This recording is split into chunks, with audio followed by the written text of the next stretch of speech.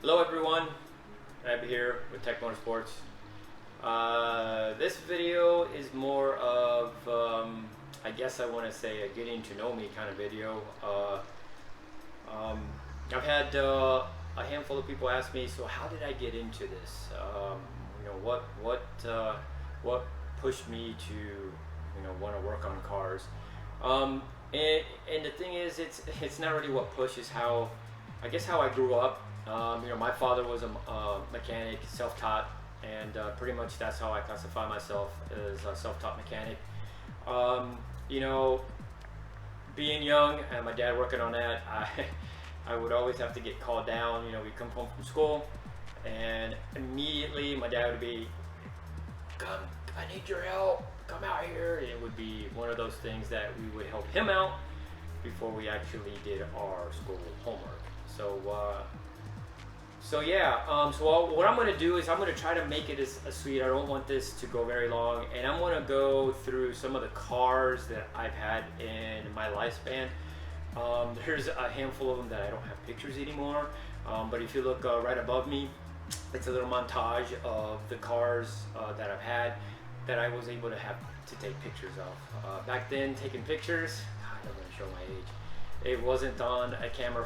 It wasn't on a camera phone, anything like that. So it was one that you had a disposable. You take a picture on it, and you got it, developed. And getting the film, getting the picture, getting that done, that was easy. And then having to spend extra money to get it developed, well, that's where I fell a little short. Long and behold, let's go ahead and get started. Like I said, I want to try to make this quick. It's mainly more of, how I got to where I'm at now with the cars I've been, and what I did, what I wanted to do, or my big projects, and some of them were successful, some of them were not. But let's get started with that. This was my first motorcycle that I had, and it was a Honda Interpreter. You can tell that I didn't know. It was cool. It was one of those sports bikes. And I did a purple and yellow tearaway effect. So that was my first true actual custom paint job. I did paint other stuff before in the past, small stuff, but this was my first one. Here is my second motorcycle. This was my mini attempts already. I've already painted a couple other items or a couple other cars and such at that time. So this was a Kawasaki Zx7r, and it used to be white and green, and I picked, which you guys are gonna like this, Laguna Seca blue.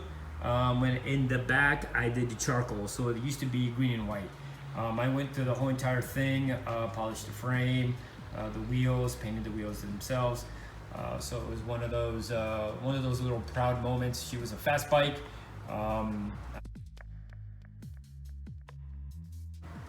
So here is my 93 Ford Pro GT. This was my first introduction into a fast car, or what I thought was fast, where it was, because I was the only Ford Pro GT. Meanwhile, everybody else had Honda Civics and such. So it was a very torquey car. It was 164 horsepower with 160 foot-pounds of torque. She was a very torquey car. You keep it in fifth gear, lay on a throttle, and she would just pull. And that is, you can't really tell, but I painted the car. This was my first paint job. I did get assistance from a buddy, and that was a black with purple pearl. I was excited. It was great. Great little fun car. Sometimes I miss that torque. So this is one of the other cars, Honda Prelude. It was an '89, all-wheel steering, great little car. As you can see, this is the only picture I have of this car, and this was the second time it was painted. This car was painted canary yellow with the yellow pearl. It was beautiful. It was a great car. Unfortunately, I had some run-in. It was stolen. repainted it, and this was in my apartment duplex. I painted it silver. Somebody broke into it and busted both back windows. So this is the only picture I have of the car. Now, to go a little bit more in details, I did have a Volkswagen Golf before I had this car. So this car at this particular time had a engine swap of a Honda Prelude 22. I'm forgetting what my numbers are, but it was an H22, so it was 190 horsepower one, and that thing screamed. Had it installed. The funny thing is, with the shifting on that car, it was reverse. So where you think first would be, it was straight down. So I had all the stuff to install it, but I was driving it, and unfortunately never got a chance. I had a buddy driving the car. I know he was ripping on it. He did tell me, and timing belt broke and bent a bunch of valves, and pretty much at that time, that's when the car died. So then I started hunting for my next car. And here was the next car. This was an 87 or an 88 Honda CRX.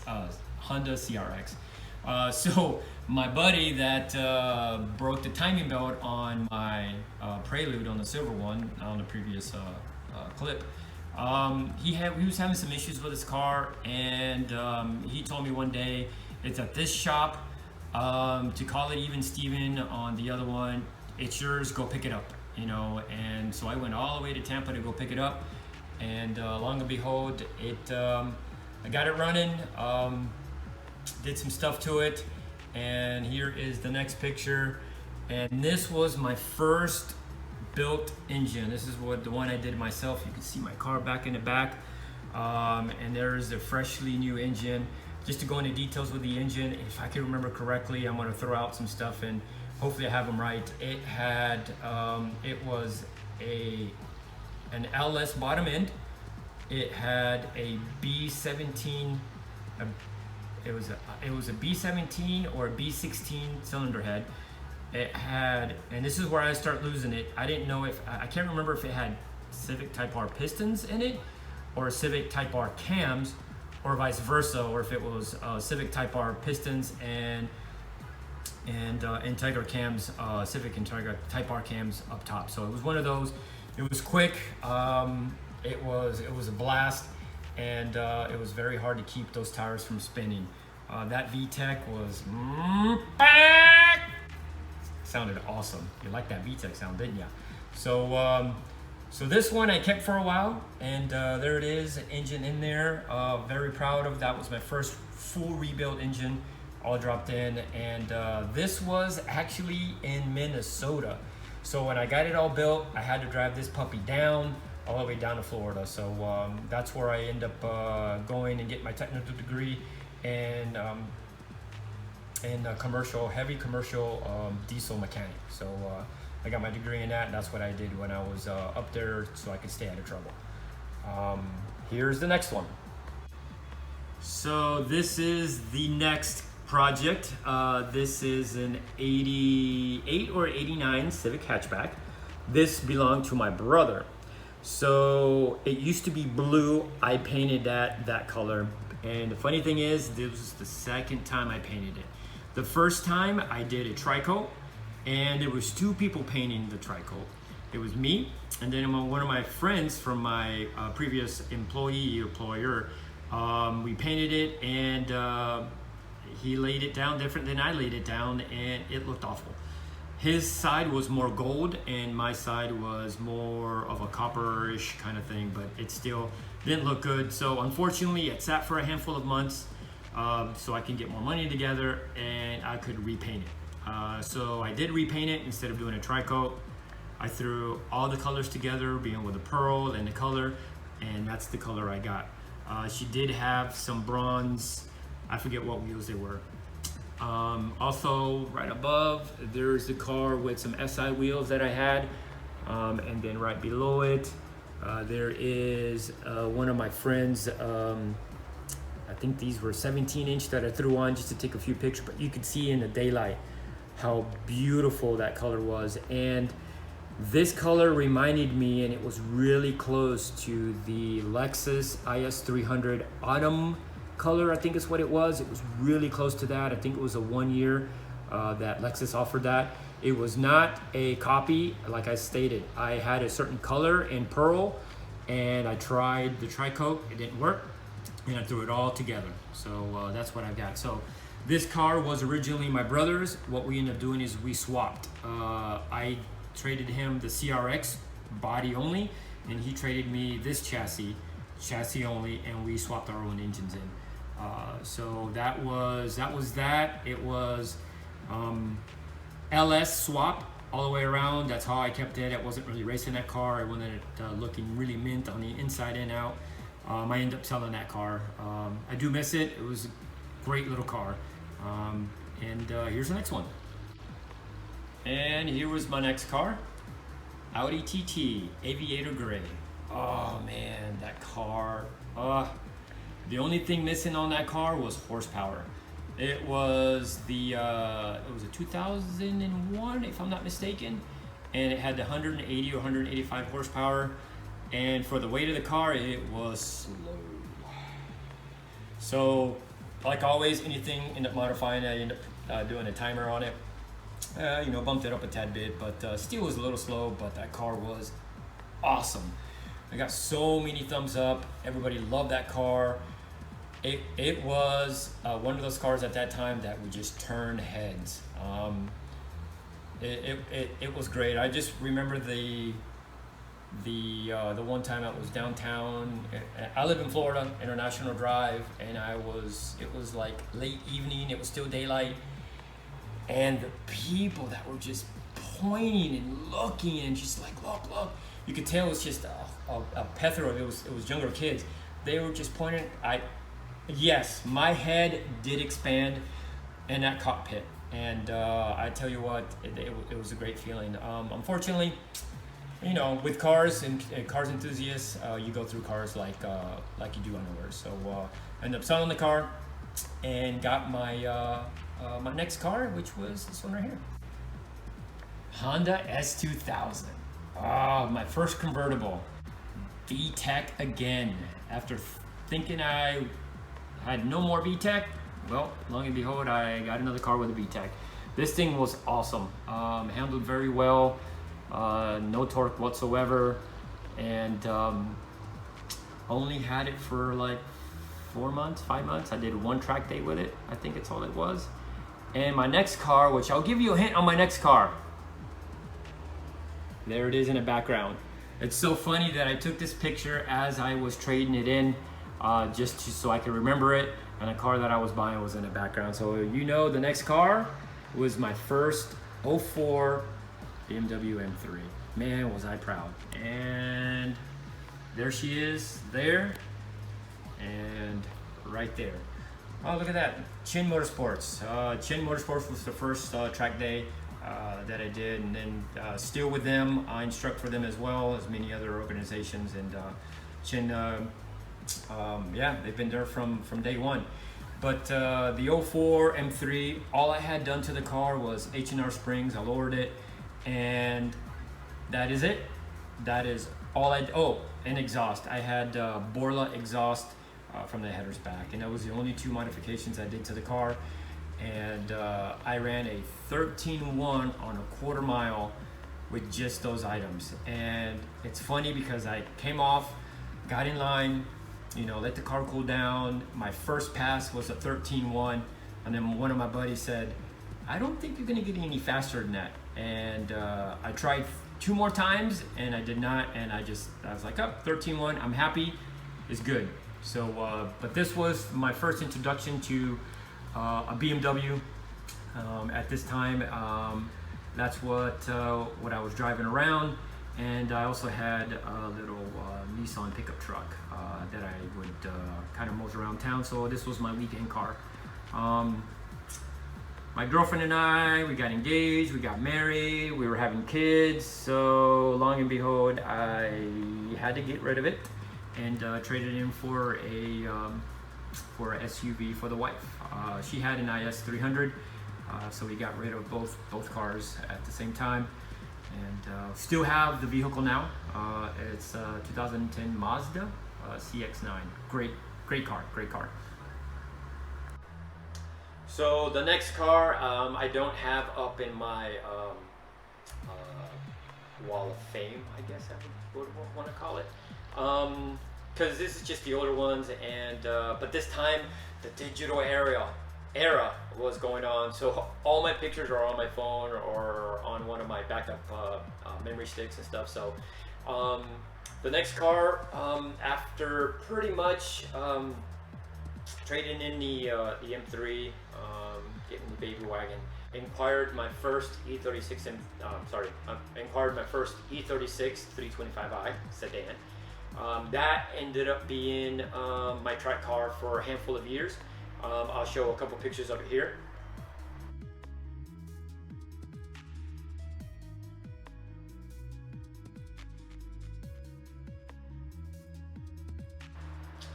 So this car was the one that actually gave me the opportunity to start wrenching on BMWs. This was how I got what I would call a little bit more knowledgeable, taking the cylinder head off. You know, it overheated. I had one of the tanks or hoses blow when I was on track.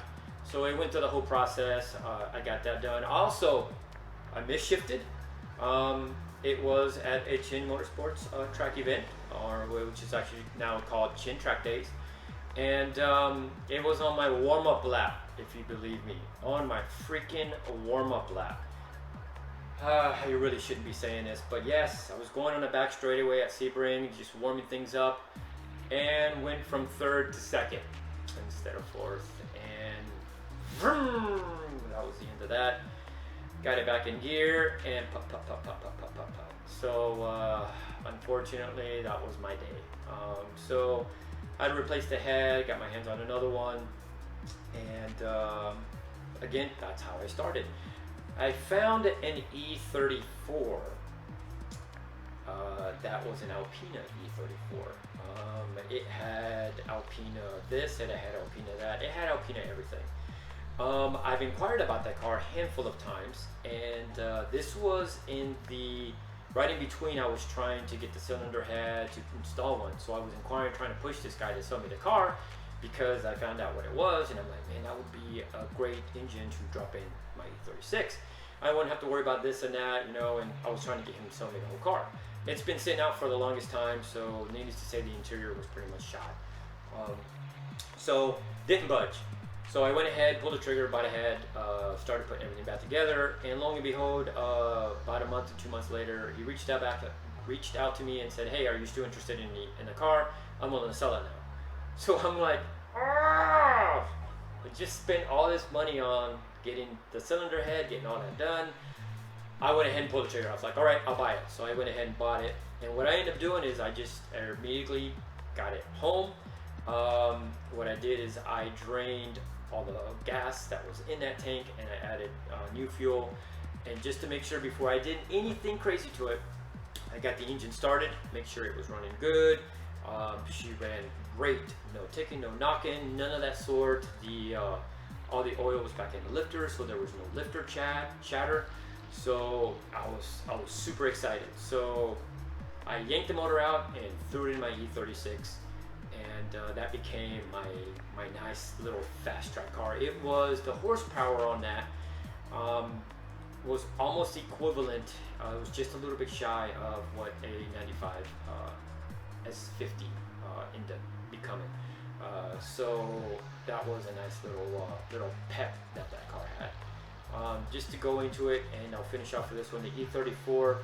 My brother ended up getting the E34, which in some of my Instagram photos and what I've mentioned before, that E34, he did have running the engine, took that engine out. It's been sitting there for the longest time. He painted the car, and then he was back tossing and turning on what he should do. He had an LSX from a truck engine that he was going to throw in there, and I inquired an S62 from an E39 M5.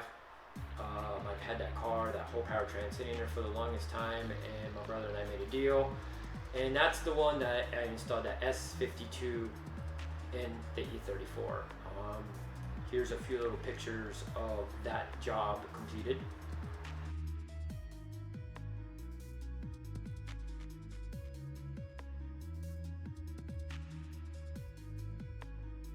So that car, I'm hoping to get my hands on it again after it's all said and done. The interior has, well, half the interior has been redone.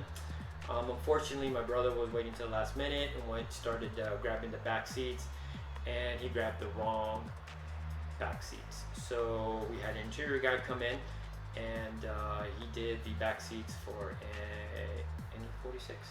So now he found his E34 rear seats, and now he needs to get them redone. But anyways, so that's that. I'll try to pick up and hopefully do a video on that one day. So that led me more into the E36s and know what I'm knowing. And from tracking that car, we got into Chump Car racing. It's actually Chump Car racing at that time. It was in 2013, and we ran an E36. So working on that car, got to know it even more, and then me and two other buddies decided to acquire another E36 sedan, and we made that into our Chump Car at that time still. Chump Car now is Champ Car. And now I lost my Team B Move Over Racing at Sebring. It was wrecked. It was raining. The guy that was driving it hit the wall, and pretty much hit the wall 3 times. So that car was totaled. And now what I have is, here's a few pictures of what it was when I first got my hands on it and started. This was the first Chump Car. Was Standing to Win, became then Bavarian Motorworks, like that, Bavarian. And then I acquired it, or me and my buddy acquired it, and then we just ran it as Move Over Racing, Team B. Now, here's a few pictures of it, the way it was when I first got it, and a couple of little things I had to do, which was replace the rear end, or the back section of the car.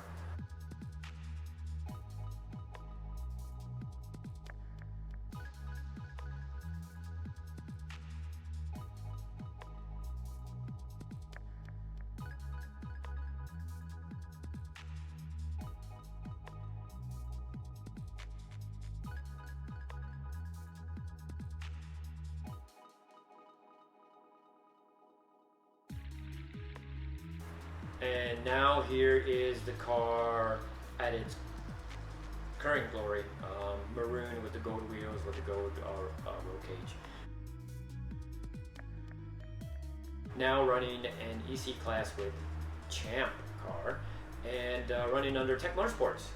And this car I do rent out, so I will do a separate video on that, as we just got back from racing at CMP.